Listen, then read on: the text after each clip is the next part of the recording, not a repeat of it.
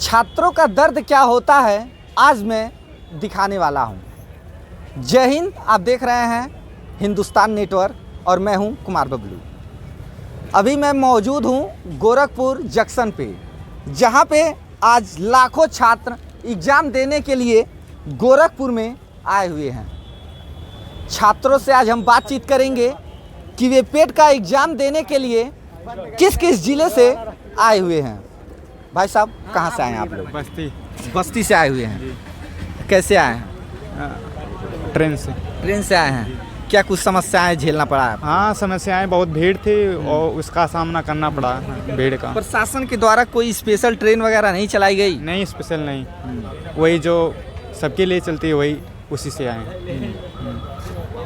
जो सबके लिए तैयारी कब से कर रहे हैं? तैयारी सर मैं 2 साल से कर रहा हूँ, BSc एग्रीकल्चर अयोध्या से।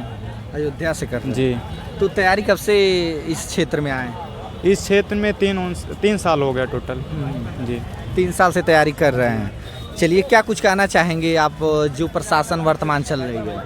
यही प्रशासन से कहना चाहते हैं यूपी त्रिपल पेट के थ्रू ज़्यादा से ज़्यादा वैकेंसी निकालें, क्योंकि बेरोजगार बहुत ज़्यादा है। बेरोजगारी, उस पर रोज़गार दिया जाए और बढ़िया से उसे लड़कों को रोजगारी किया जाए। अच्छा, ये बताइए, यूपी SSC जो पेट का एग्ज़ाम करा रही है, इस एग्ज़ाम को देने के बाद कितनी वैकेंसी आती हैं इस पे आधारित?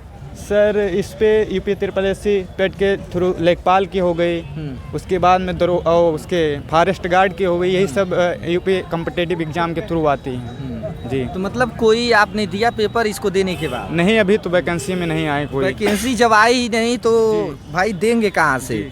तो आप देख पा रहे हैं कि छात्रों की बड़ी समस्या ये है कि ये यूपी SSC जो एग्ज़ाम करा रही है पेट का, ये पेट का एग्ज़ाम समय से तो हो जा रहे हैं, लेकिन इस पे आधारित जो एग्ज़ाम होते हैं वे भर्तियां जो है नहीं आ रही हैं। आप देख पा रहे हैं कि भाई साहब यहाँ पे बैठे हुए हैं। थोड़ा सा इनसे भी हम बातचीत करना चाहेंगे कि ये कहाँ से आए हुए हैं।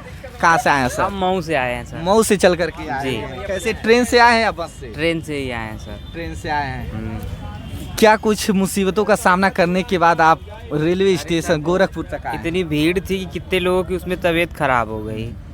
कोई सुविधा नहीं थी। बस किसी तरह उसमें ठूस ठास के सब लोग आ गए।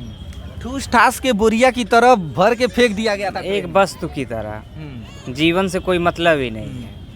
यही सर कहना चाहूँगा। सरकार को इस पे ध्यान देना चाहिए और एग्ज़ाम वगैरह के लिए कुछ स्पेशल ट्रेनिंग वगैरह चलवानी चाहिए। जी, जिससे छात्रों को सहूलियत मिले। अच्छा, इस पेट के एग्जाम में कितने बच्चे बैठने वाले हैं? कुछ आंकड़ा है? 20 लाख लोग फार्म डाले हैं। अब उतना लोग तो आएंगे ही ना, इधर उधर कहीं ना कहीं 2-4 लाख छोड़ देंगे ज़्यादा से ज़्यादा। अच्छा, 20 लाख बच्चों ने फॉर्म भरा हुआ है? जी। अच्छा, इससे पहले जब एग्जाम हुआ था तो उसमें 36 लाख बच्चों ने 37 लाख फार्म 37 लाख फॉर्म भरे गए थे। इस और प्रशासन की जानिए कि सुविधा मुहैया ना कराने की वजह से इस बार 20 लाख यानी 17 लाख लोग फार्म भरे ही 17 लाख लोगों ने फॉर्म भरा ही नहीं। पिछली बार की ये कहीं ना कहीं सरकार की कमियां हैं जिसको देखने के लिए हमें मिल रहा है। अब इससे आप अंदाज़ा और आंकड़ा लगा सकते हैं कि जहां पे इस वर्ष के अपेक्षा जब अगले वर्ष बच्चों ने पेपर दिया था, 37 लाख बच्चों ने इस पेट के एग्ज़ाम में फॉर्म भरा था, लेकिन इस साल बच्चों ने मात्र 20 ही लाख बच्चों ने इस एग्ज़ाम का फॉर्म भरा हुआ है। जी।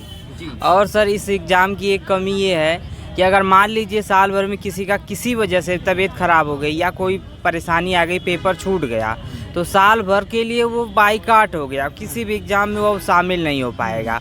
तो सबसे पहले तो इस एग्ज़ाम में एक प्रावधान होना चाहिए कि कम से कम एक पासिंग मार्क तय हो जाए कि इतने तक पासिंग मार्क है तो उतना लोग क्वालिफाई करे और बाकी सारी भर्तियों में शामिल हो। यहाँ जितनी वैकेंसी आई, 500 वैकेंसी आई, 15 गुना ले लिए, 5 बचे 25 हज़ार लोग हो गए। अब बाकी सब लोग वैसे फ्री में बैठे हैं बस पेट दे के। तो क्या मतलब है इसका? एक मिनिमम कट ऑफ बनाइए आप, जिससे कि सारे बच्चों का एक टारगेट हो, कितना पास कर लेंगे तो हम भर्तियों में शामिल हो पाएंगे। इस तरीके का कुछ प्रावधान होना चाहिए। जी। तो ये बताइए भाई साहब, तैयारी कब से कर रहे हैं आप? हम तो 3 साल से कर रहे हैं। 3 साल से तैयारी कर रहे हैं। जी। क्या कुछ कमियां दिखाई दे रही हैं प्रशासन में? कमियां यही है, पारदर्शी तरीके से नियमित रूप से भर्तियां नहीं आ रही हैं, बस यही बात है और क्या। नियमित रूप से भर्तियां नहीं आ रही हैं जैसा कि छात्र बता रहे हैं।